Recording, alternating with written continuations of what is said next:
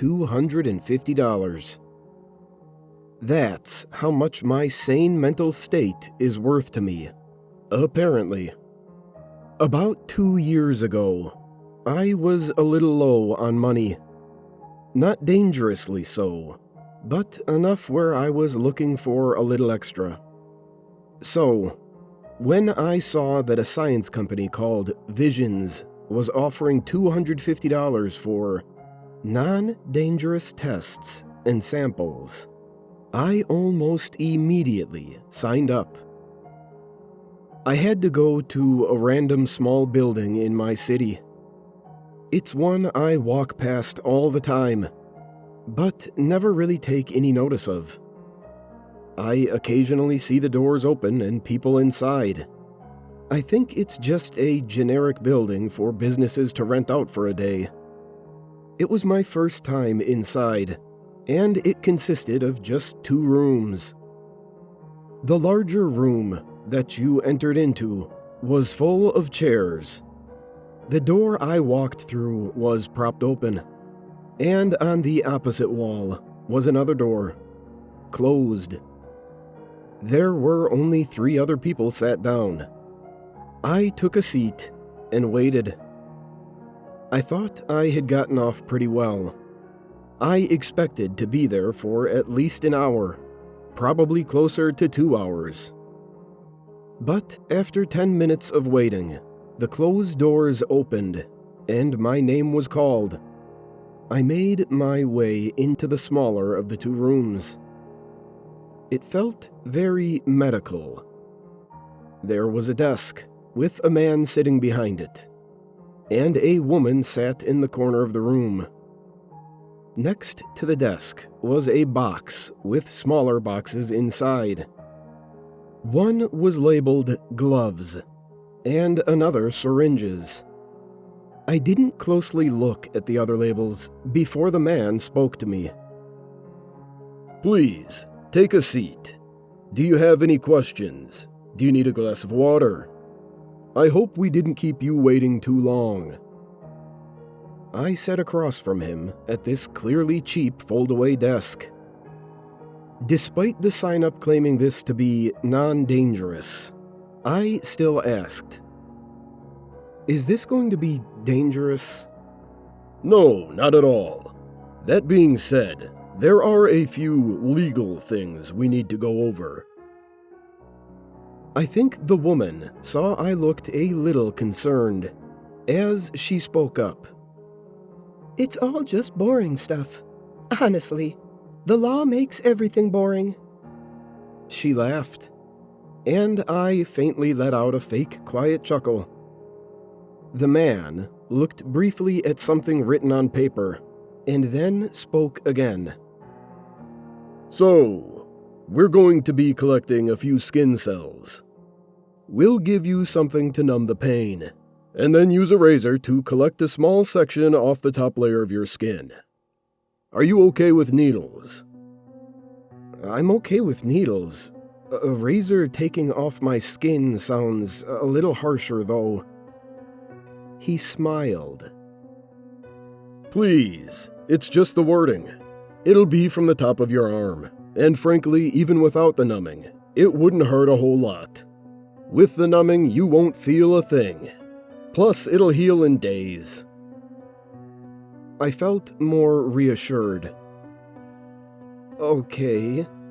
Is that all the legal stuff?" "Oh no. The main thing is we need your consent for what we'll be using the skin cells for." "And what will that be?" "We're experimenting with growing human brains, without using any tissue directly from the brain. We're seeing how we can use different cells to clone entirely different organs." I figured this must be for safer and more common organ transplant surgeries. I wish I had asked what exactly the brains would be used for. Instead, I asked, "Sounds interesting. So, will it be an exact replica of my brain?" "Exactly.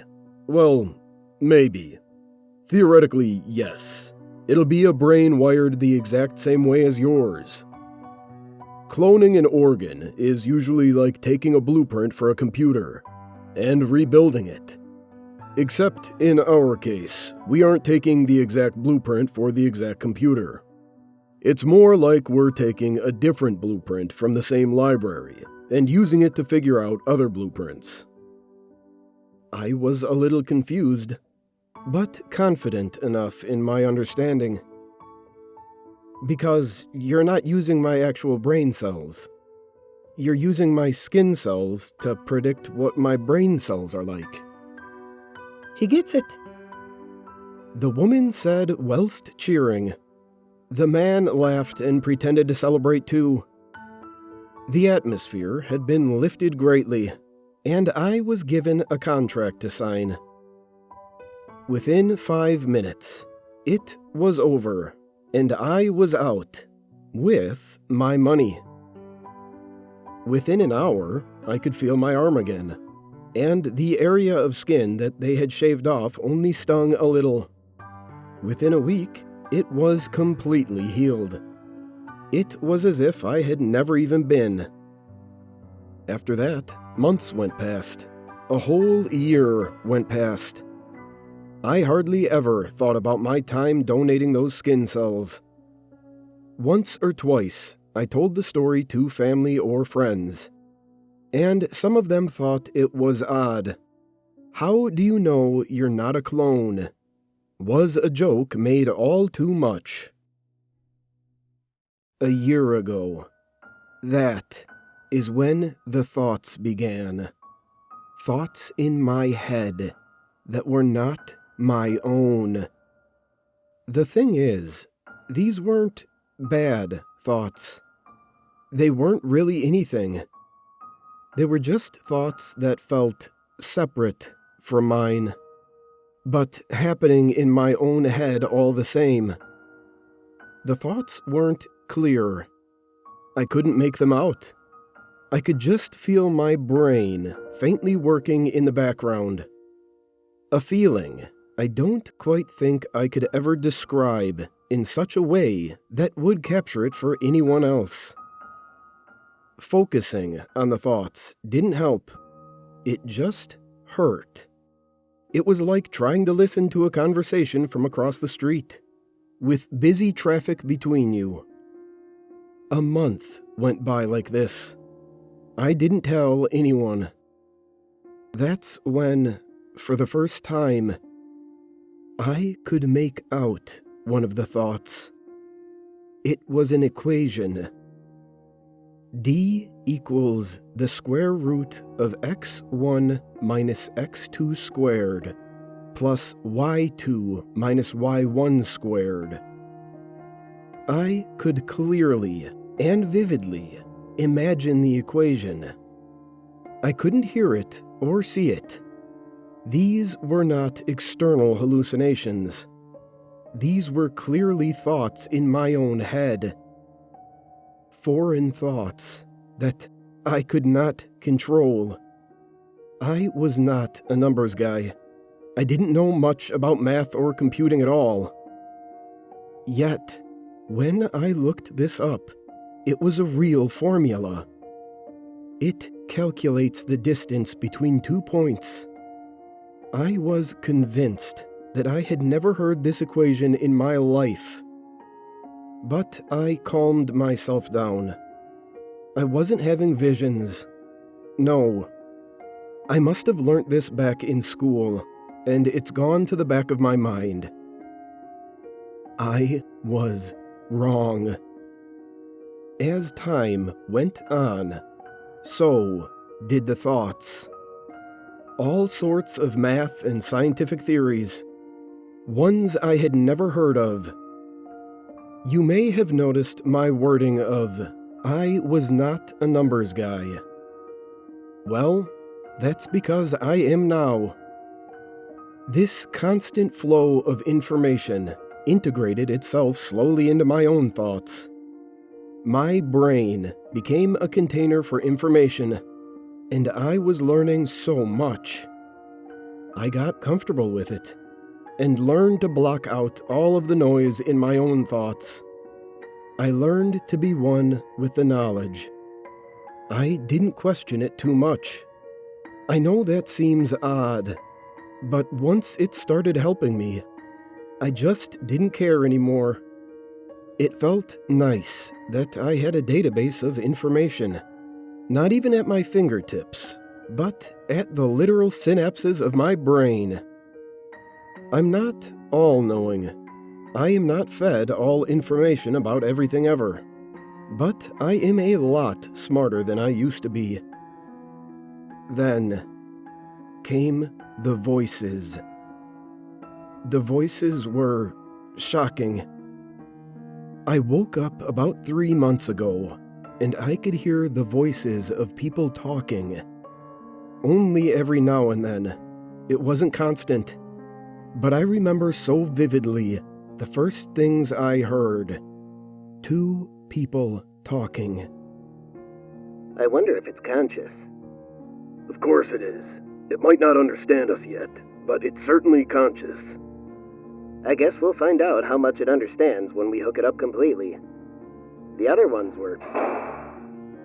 The last sentence got quieter with each word, and was interrupted by the sound of a door slamming shut. These voices occurred multiple times a week, usually on a weekday. Saturday and Sunday were rarer, but it happened. It was almost always people talking about vague, cryptic nonsense. Some random sentences I remember are, "The 4th dimension is gonna be the end of us before we can utilize it. I swear." Do you think anyone in Sonder has figured anything out? We got another one from Beyond Perception. It's becoming more frequent. I've been trying to piece all of this together. I can't. I'm missing too much of the puzzle to even try. But last week, I got another piece. I dreamt that I was in a jar full of water. I couldn't move or even look around. My vision was fixed in place, but I could see other jars nearby.